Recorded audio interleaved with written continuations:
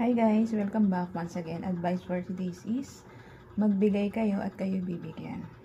Ang taong palabigay sa kapatao nila nang walang halong pagdadamot sa sarili nila. Na kusa nila itong binibigay ng kusa para tumulong sa kapwa nila. Na alam nilang nakikita nila na wala talaga. Ay ito yung mga taong binibless ng ating Diyos Ama.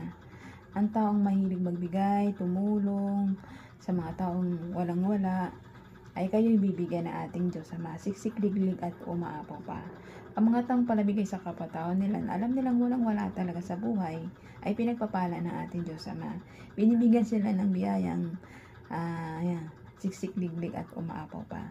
Pero ang mga taong madamot, ni kahit singkunduling ay hindi namimigay sa kapatao nila, ay tsak na tsak, babawiin din yun sa kanila ng ating Diyos Ama. Kasi nga, hindi sila marunong magbigay sa kapatao nila.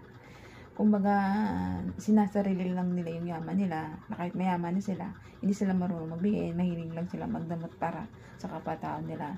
Pero ang tao talagang mahilig magbigay, kahit hindi mo sabihan, kung sa talagang tumutulong sa kapatao nila, alam nila talaga na nangangailangan ng tulong. Sa panahon ngayon, maraming nagugutom, maraming tayong dapat tulungan, mga kapatao natin, na meron naman tayong itutulong, tumulong tayo, kasi ang sobrang perang bigay ng Diyos sa atin, dapat natin yan i-spread sa kapwa-tao natin para makatulong naman tayo kahit paano maimpisan o maano ng gutom ng kapwa-tao natin. Maraming nagugutom ngayon, maraming walang trabaho, maraming walang mapakain sa pamilya nila. Kasi nga, di ba, nagmahalan ngayon mga bilihin. Tapos maraming nawawalan ng trabaho, tambay, di ba?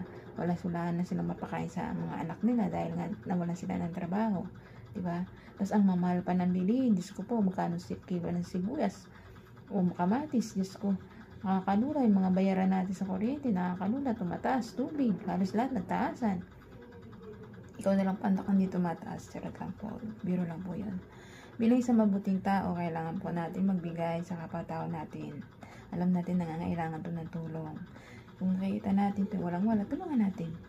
Sabi nga ng ating Diyos Ama, pag nagbibigay isang tao, mas biniblessing siya ng marami ng Diyos. Mas siksik-liglig at umaapaw pa. Kaya ikaw, habang maaga pa, kung marami ka naman pera, kung marami ka naman sobra-sobra yung pera mo, bakit hindi mo itulong sa kapatao mo? Para marami kang matulungan na tao.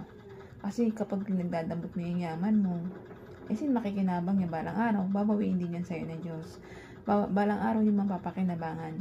Makamtan mo man, sabi nga natin Diyos sa mama, makamit mo man lahat dito na kayamanan sa mundo, pero hindi ka marunong tumulong sa kapwa mo, ay masusunod rin kaluluwa mo sa